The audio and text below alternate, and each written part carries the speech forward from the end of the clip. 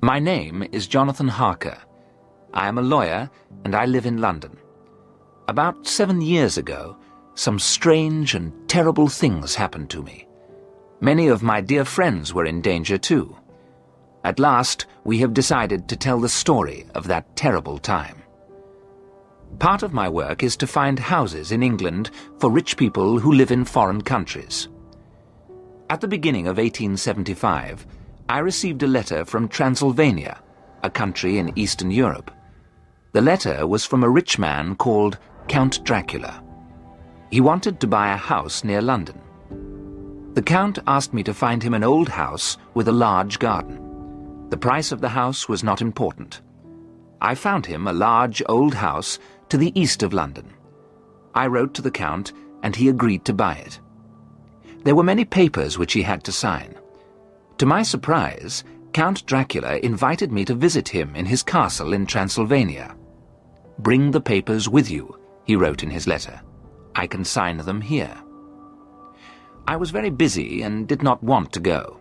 Transylvania was far away, and few English people had been there. There was another reason, too. I was going to get married in the autumn to my darling Mina. I did not want to leave England until we were married. But Mina said that I should go. "The Count is a rich man," she said. "You may be able to do more business with him. You can travel most of the way by train. In 2 weeks you will be home again." So I accepted Count Dracula's invitation. I left England at the end of April. Mina gave me a book about Transylvania to read on the train. On the morning of the 4th of May, I reached Bistritz, a small town in Transylvania. It was a beautiful day. The sun was shining on the great Carpathian Mountains. Somewhere, high up in those mountains, was Castle Dracula, where the Count lived. The coach from Bistritz would take me to the Borgo Pass. There, the Count's carriage would meet me. The coach left from the inn in Bistritz at 3 o'clock. I had 6 hours to wait. I decided to have a meal. Nobody in the inn spoke English, but the innkeeper spoke some German. He welcomed me, and I was soon eating a good meal. The inn was very crowded. I watched all the people in their brightly colored clothes. They were speaking in languages I could not understand. I drank some more wine and called to the innkeeper. "What can you tell me about Count Dracula?" I asked him. "Have you ever seen his castle?" The innkeeper walked away without answering my questions. All the people in the inn stopped talking. They looked at me in fear and surprise. Then they all began to talk at the same time. I heard the name Dracula and another word repeated several times. I looked at my dictionary. They were saying the word vampire.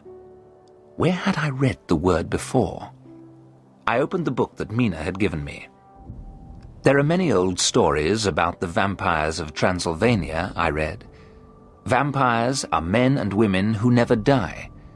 Vampires have long, sharp teeth. They bite the throats of living people. Then they drink their blood. Everyone in Transylvania fears vampires. People often wear a cross to keep themselves safe." I shut the book quickly. Did people believe these stories? It was time for me to leave. I paid for my meal.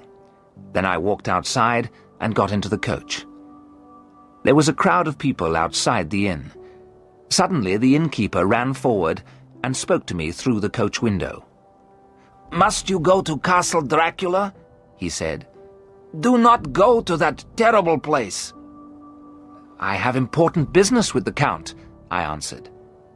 "Then take this," the innkeeper said, "and may God help you." And he put a gold cross on a chain into my hand. As the coach began to move, strange thoughts went through my mind. Who was this man I was going to meet? Did Count Dracula have strange powers? I could not believe it. The coach began to move more quickly. The sun shone on the trees and the water of little rivers. There was snow on the tops of the highest mountains.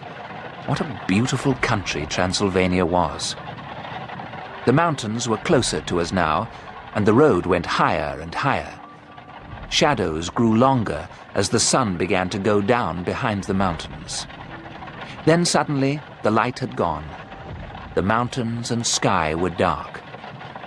The coach went faster and faster. I could hear a terrible sound. It was the howling of wolves. The moon was shining now. I could see dark shapes near the road.